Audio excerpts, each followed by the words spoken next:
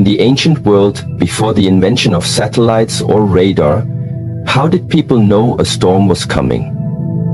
They listened. They watched. They noticed how the birds stopped singing. They noticed how the animals became restless. The air became thick. The leaves whispered with a strange urgency. The sky took on a color that felt unnatural. The stillness, the pressure, the silence that arrived before the storm. This was the warning. This was the teacher. This was nature saying, "Be ready." Long before the rain fell or the wind howled, the message was already being spoken, not in words, but in signs. Those who had trained their senses could understand the message. Those who lived in constant noise and distraction, they missed it entirely. In our modern world, we have lost this sensitivity. We have replaced awareness with distraction, presence with productivity, and silence with stimulation. Most people are too busy to notice what is arriving. And so, when the storm finally comes, when the shift takes place, when the divine test arrives, they are caught off guard, unprepared, and fragile. But the signs were always there. God does not send transformation without first sending warnings. The universe is not chaotic. It whispers before it roars, and it always gives the soul a chance to prepare. You are living in one of those whispered moments. You may feel it as restlessness. You may feel it as discomfort in familiar places. You may feel like something is ending, but can't yet see what is beginning. You may notice that you no longer find peace in the same distractions. You may find yourself searching for answers that you don't know how to ask for. This is the wind. This is the sign. This is the spiritual alert that something is approaching, something bigger than you, something deeper than your mind can grasp. Do not take this moment lightly. The end of this month is not just a date on the calendar.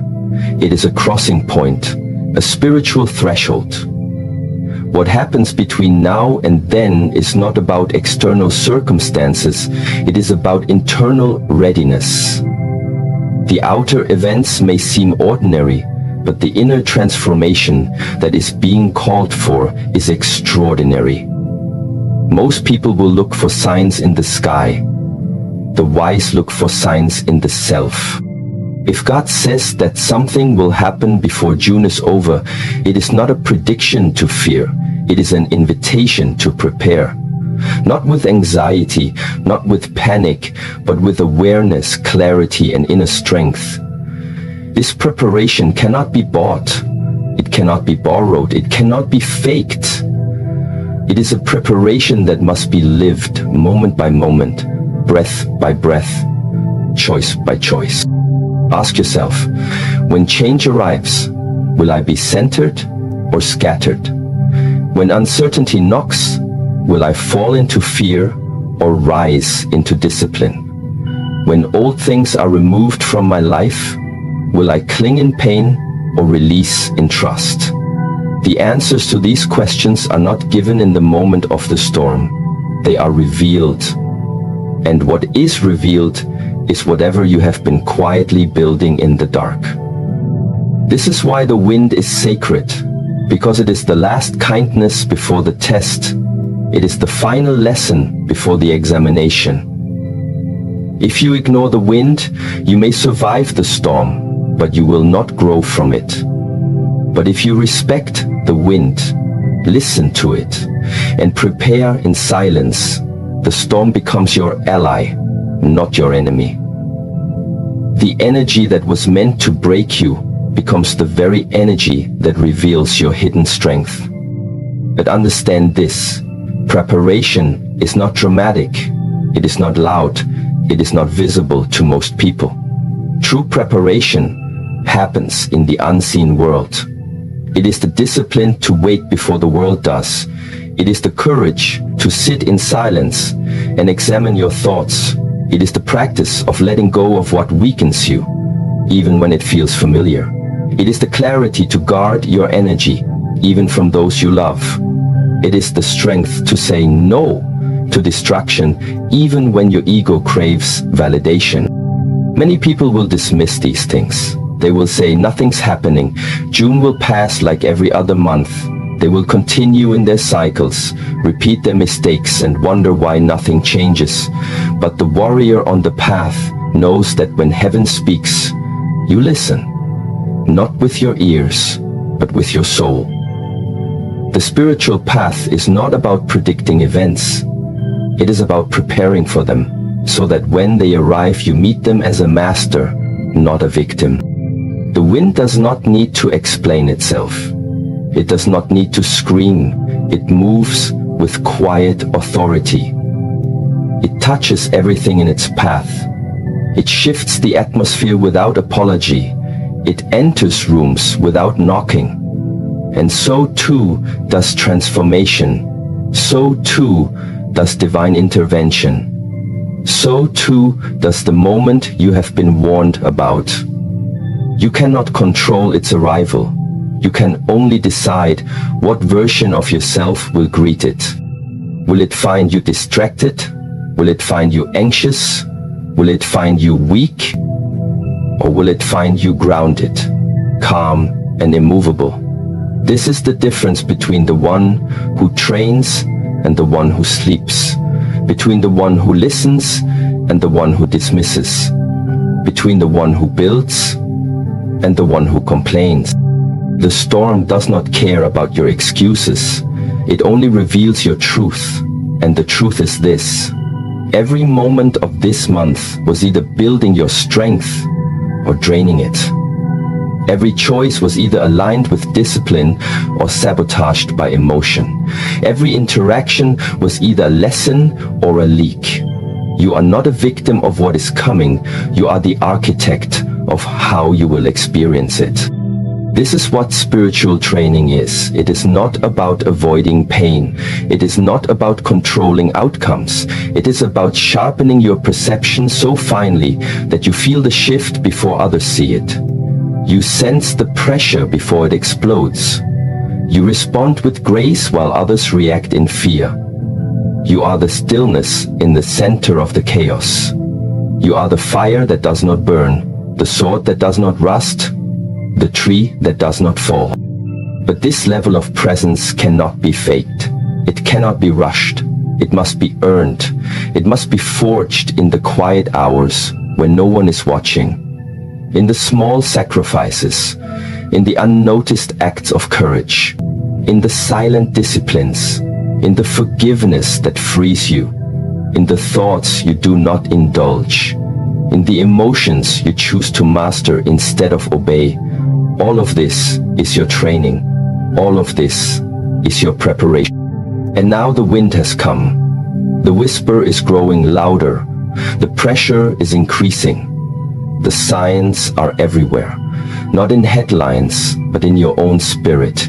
You feel it, you know it. Something is arriving, not to destroy you, but to test the quality of your awareness. To ask you, have you been preparing or pretending? Because when June ends, something shifts. Maybe not in the world, maybe not in the visible, but in your alignment with your purpose, in your clarity about what must stay and what must go, in your courage to walk forward without waiting for permission. This is the doorway. This is the moment. This is the threshold between the version of you that was surviving and the version of you that is ready to lead. But you cannot cross it with noise. You cannot cross it with fear. You cannot cross it with laziness. You must meet it as the wind meets the mountain, without resistance, without apology, with full presence. This is how you rise. This is how you align. This is how you honor the warning that was given to you out of divine mercy, not divine punishment. So listen again, not with your ears, but with your soul. What is the wind saying to you? What is the lesson in your restlessness? What is the invitation behind your discomfort? what must be released and what must be sharpened. These are not small questions, they are sacred ones.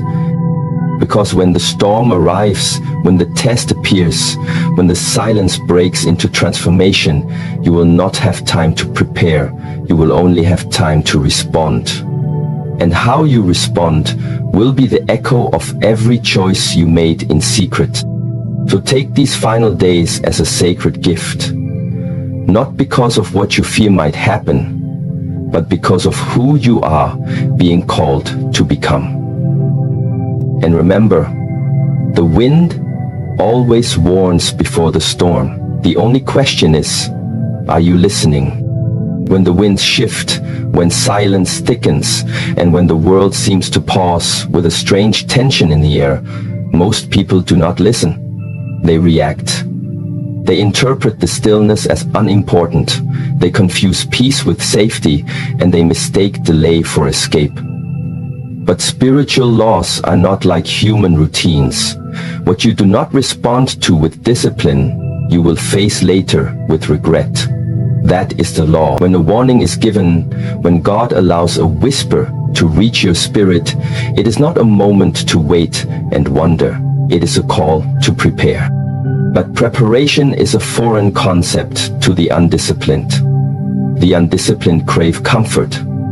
They are addicted to motion, to emotion, to validation. They interpret a warning as fear-mongering, and they run to distractions instead of truth. When a teacher speaks, they scroll. When a storm brews, they sleep. When the soul feels the pull to change, they negotiate instead of surrendering. And this is why, when transformation arrives, they panic, because they never truly believed it would come. They heard the words, but did not carry them in their bones. They were too busy to notice, too distracted to feel, too proud to bow. So when the moment comes, when the shift happens before June ends, they will not be ready, not because the divine did not warn them, but because they ignored every moment they were given to prepare. On the other path walk the disciplined. The disciplined do not wait to be told twice.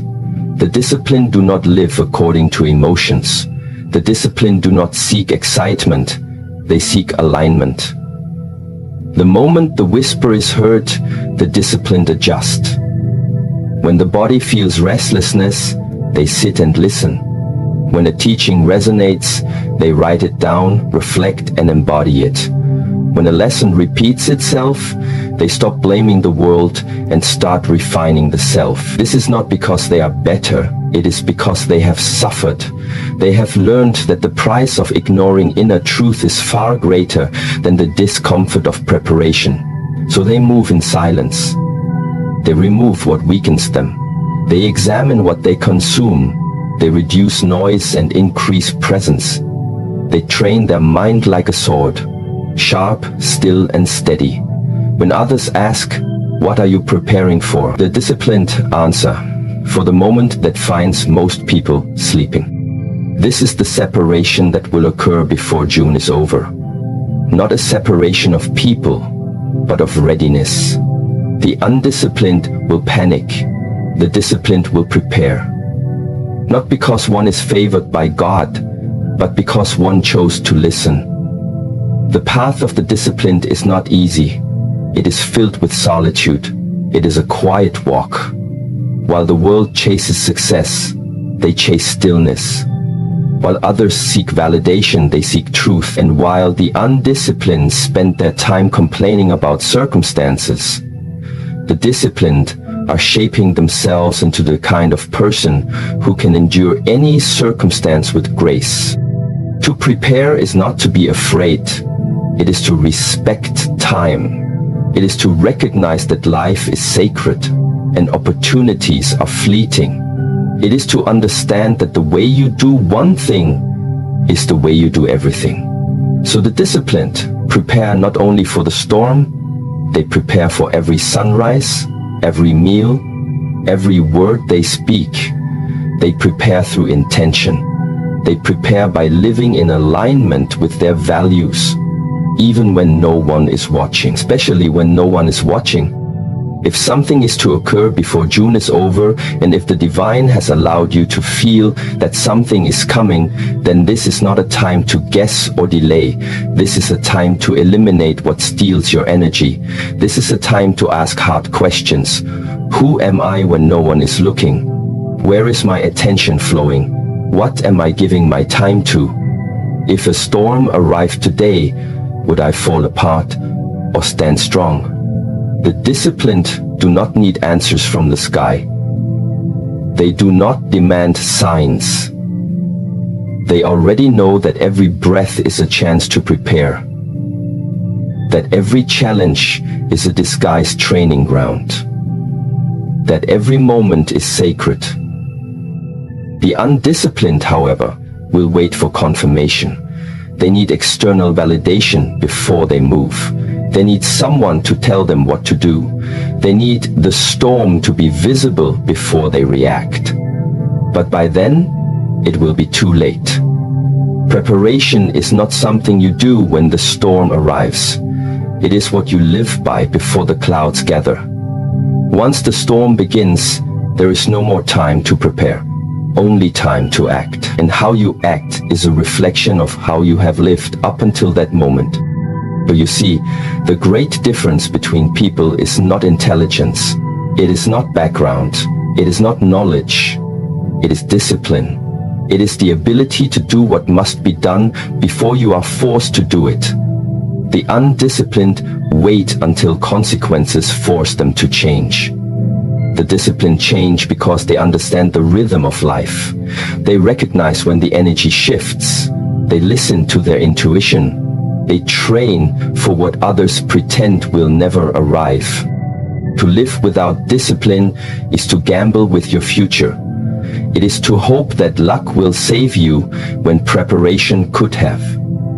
It is to expect that a good heart is enough to withstand the weight of an untrained mind. It is to walk into the forest without a compass, hoping you will not get lost. The undisciplined hope, the disciplined build. And what must be built now is not external, not a house, not a business, not a status. What must be built is internal. Inner calm, inner control, inner strength. These are the tools that will serve you when June ends and the storm has arrived. When people panic, it is not because the world is falling apart. It is because their inner world was already fragile. When you have not trained your mind, even small problems feel like disasters. But when you have trained your mind, even great disruptions become manageable. So now is the moment. Not when the event begins, not when the change takes form. Now, in the stillness, in the ordinary. What you do now will determine who you are when the month ends. How you think, how you act, what you choose to focus on. These are the seeds. And when the rain comes, what you have planted will either nourish you or haunt you. The disciplined understand this law. That is why they do not wait. They do not rely on motivation. They train without emotion. They practice regardless of applause. They let go of what drains them. They focus on what builds them. And they do it every day, even when they feel nothing is changing. Because they know, deep within, that the invisible transformation is always happening before the visible arrives. The time for comfort is over. The time for delay is over. You are not here to wander through another month repeating the past. You are not here to carry the same weakness into the next chapter. If God has whispered to your heart that something will happen before June is over, then do not ask for more time. Ask for more discipline. Ask for the courage to prepare, even when you don't know what exactly is coming. Because real preparation is not about details, it is about foundation. Build your foundation now. Strengthen your routines. Cleanse your space. sharpen your thoughts, feed your spirit, speak with honesty, move with grace, and stop explaining yourself to those who do not understand your silence. You do not need permission to grow. You need presence, you need consistency, and you need the humility to accept that discipline is your teacher, not your enemy. Yes, you will be tempted. You will be tempted to ignore this, to continue as usual, to wait until you feel ready. But the truth is, readiness does not come from waiting. It comes from preparing. Waiting builds weakness. Preparation builds wisdom. The choice is always yours. The outcome, however, is not. When the day comes, when the transformation arrives, you will not have time to learn calmness. You will need to be calm. You will not have time to practice letting go. You will need to release instantly. You will not have time to create boundaries. You will need to enforce them with power. These things must be trained now, in the silence, in the ordinary, in the shadows, where only your spirit watches. And this is why the disciplined are never truly surprised, not because they predict the future, but because they live prepared for it. They do not know exactly what is coming, but they know what kind of person they must be to meet it. And they train every day to become that person. So look at yourself without excuses, without delay, without emotion. Are you preparing or are you procrastinating?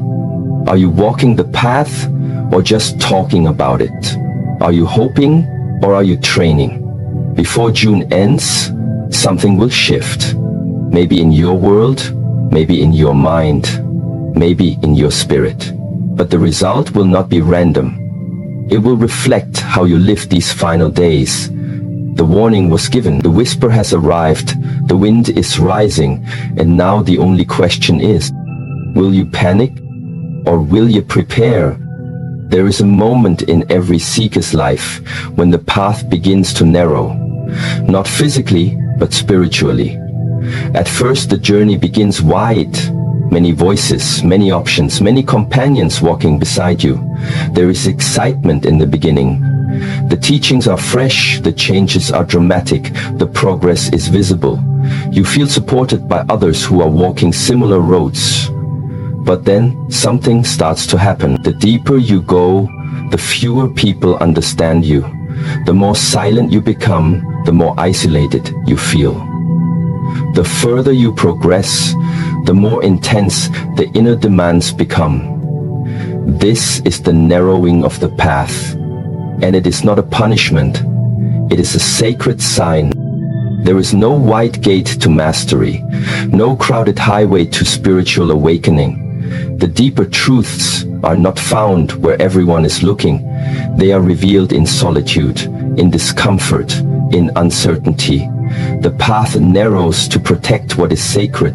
It narrows to show you who is truly walking and who is only wandering.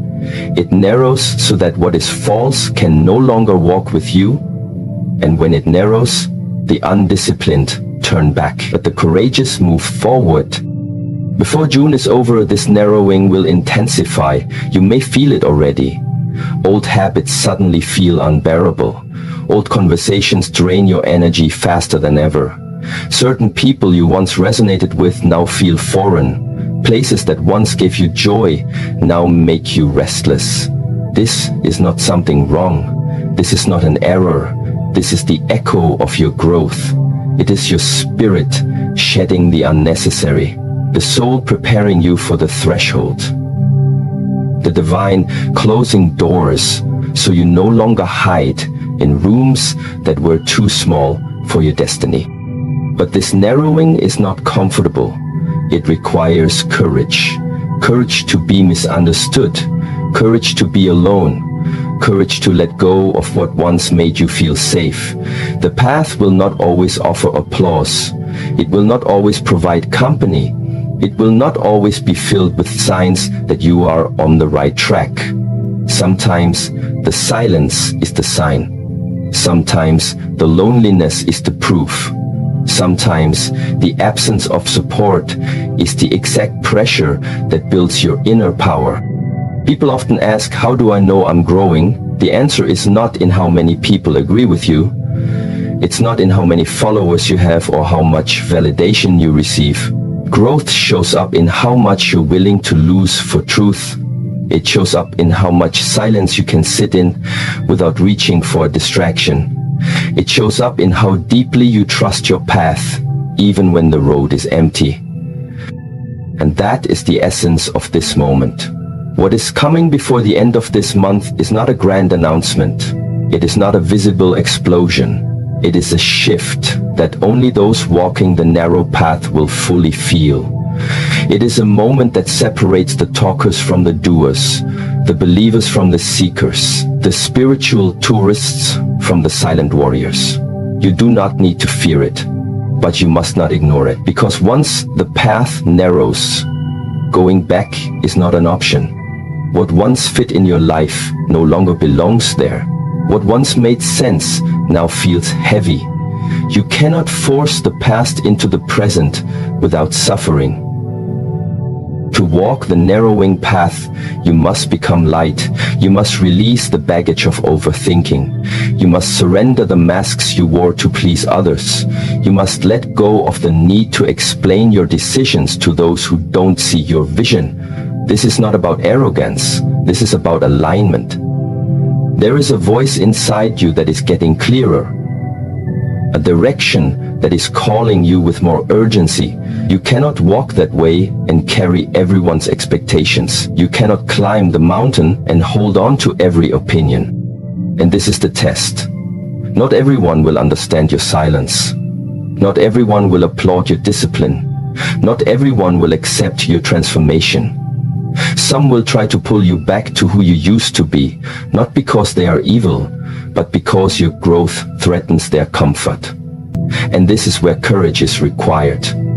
Not the courage to fight them, but the courage to keep walking with compassion, the courage to bless them and continue on your path, the courage to trust that what you are becoming is more important than who you used to be. There is a loneliness to transformation that no one talks about. There is an ache in becoming that no book can prepare you for. But this ache is holy. It is the dissolving of illusions. It is the pruning of what is false.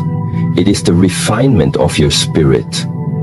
And it is only those who have the courage to stay in that fire that come out forged, focused, and free. As the path narrows, you will notice your senses becoming sharper. You will no longer tolerate confusion. You will no longer entertain lies. You will begin to see things others do not. You will begin to hear what others ignore. Your life will become quieter but more meaningful, smaller in noise but deeper in purpose. This is not regression. This is realignment, and it is preparing you for what is ahead. Because what God is allowing before June ends is not random. It is a divine shift, a spiritual tightening, a moment that demands full attention. The undisciplined will see it as unnecessary. They will say, why make things so difficult? But the courageous will know that the path is not becoming harder. It is becoming honest. It is no longer allowing you to pretend. And in that honesty, there is a strength that no comfort could ever offer. If your life feels like it's being stripped down, reduced, quieted, or narrowed, it is not a loss, it is a purification. You are being made ready. You are being asked to walk without the crutches, to stand without the noise, to trust what cannot yet be seen. The reward is not in what you gain, but in who you become. You will be stronger. You will be clearer. You will be untouchable by chaos, not because life gets easier, but because your inner world gets quieter. Every master was once a student who refused to quit when the path got narrow. Every peaceful soul was once a restless spirit who chose stillness over stimulation. Every disciplined person was once addicted to distraction, but chose to change. So what will you choose now in these final days? Will you panic as the path narrows? Or will you honor it with your full presence? The narrowing is sacred. It is the moment of decision. It is the divine reducing your options so that you finally choose what matters. It is a gift in disguise, a blessing without a bow, a doorway that only opens when you are alone, without pretense and full of humility. So keep walking. Even if your legs are tired, even if your mind is full of questions, even if your heart misses what you had to leave behind. The path ahead may be narrow, but it leads to vastness. It leads to depth. It leads to a peace that cannot be bought, taught, or taken. Walk it with courage, walk it with trust, and walk it knowing that this silence is not the absence of something. It is the presence of something greater. Human beings are fascinated with endings. We mark them with emotions, with rituals, with fear, with relief. We look at the calendar and see dates as deadlines. We look at months as containers for closure. But the spiritual path does not recognize such boundaries. The deeper truth is that what you think is ending is often only transforming. The energy does not disappear. The lessons do not dissolve. The path does not stop. Time moves forward, and so does your soul. And when God allows a shift to arrive at the end of something, it is not to finish you. It is to forge you. The final days of June, therefore, are not the closing of a chapter. They are the turning of a key. A door is about to open. But whether you walk through it in clarity or confusion depends on what you have cultivated inside yourself up until now. There is a false belief that change announces itself with drama, that beginnings come with fanfare, but in the reality of inner evolution, beginnings often come in silence. You may not even realize what has started until much later. A new mindset, a new level of discipline, a new detachment from old patterns. These are the true beginnings. They don't arrive with fireworks. They arrive quietly in the stillness of your own awakening. This is why the final days of any cycle are sacred. They hold the threshold. And thresholds are dangerous places for the unprepared.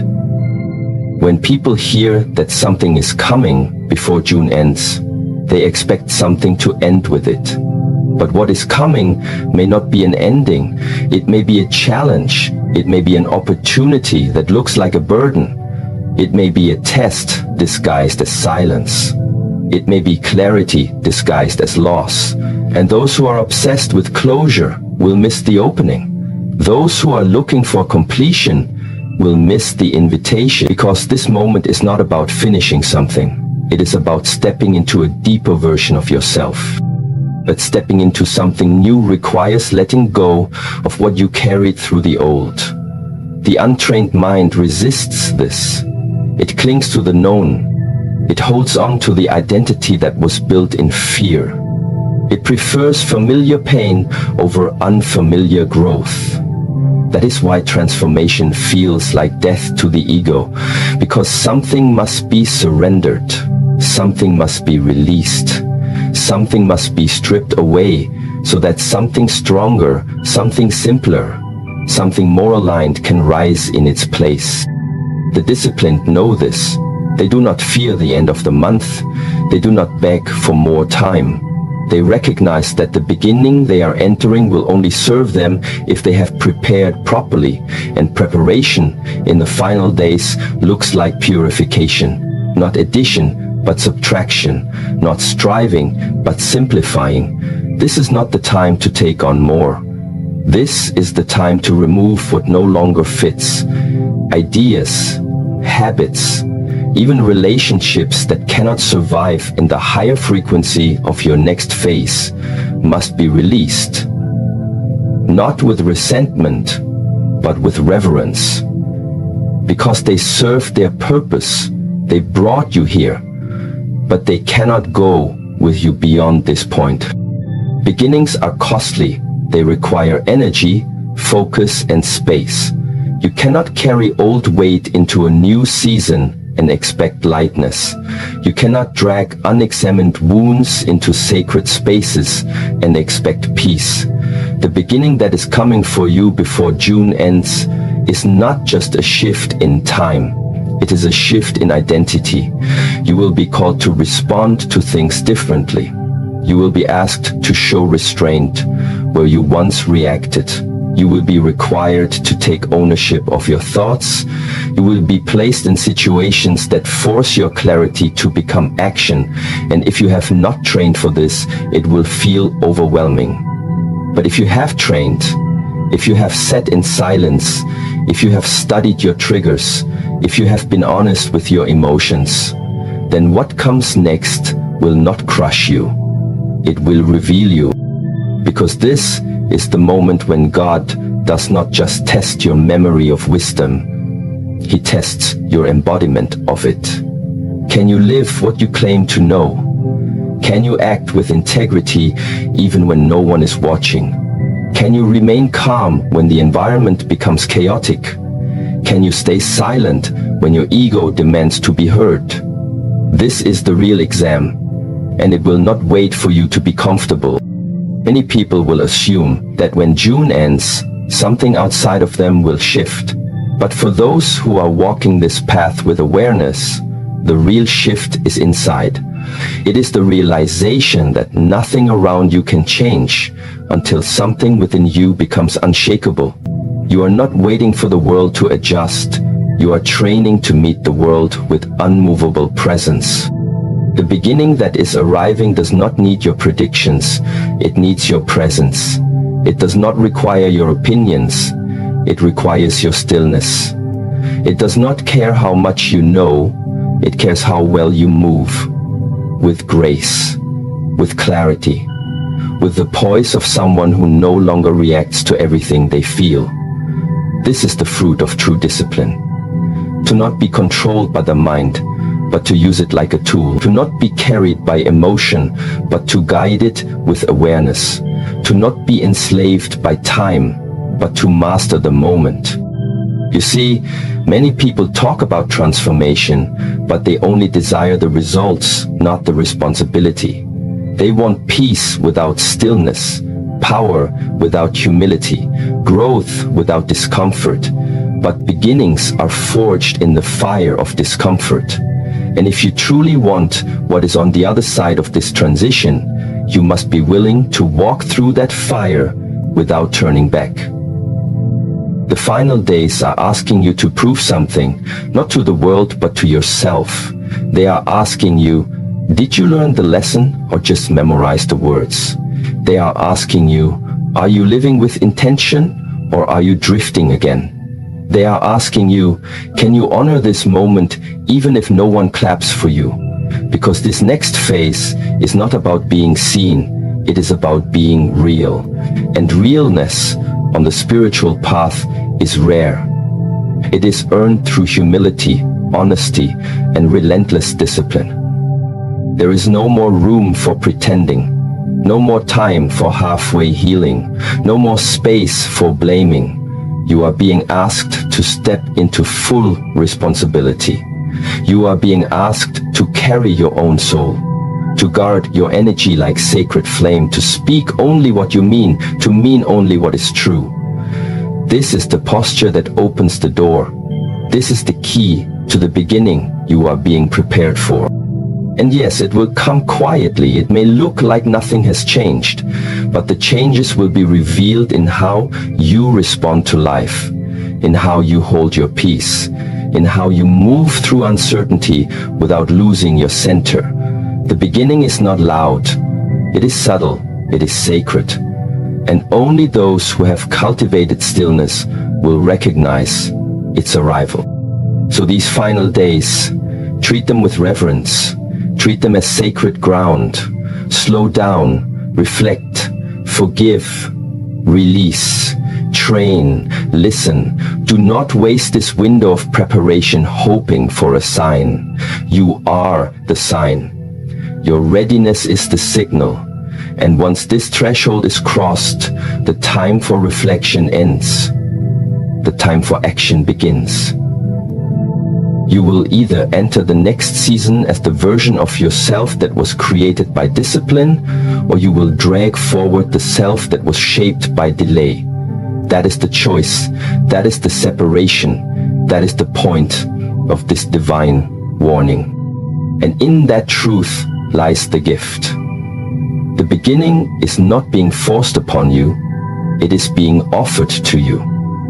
Whether you walk into it prepared is not up to fate. It is up to the practice you keep when no one is watching. So let these last days be your training ground. Let them be your proving ground. Let them refine you, humble you, awaken you. Because what is coming is not the end. It is the beginning.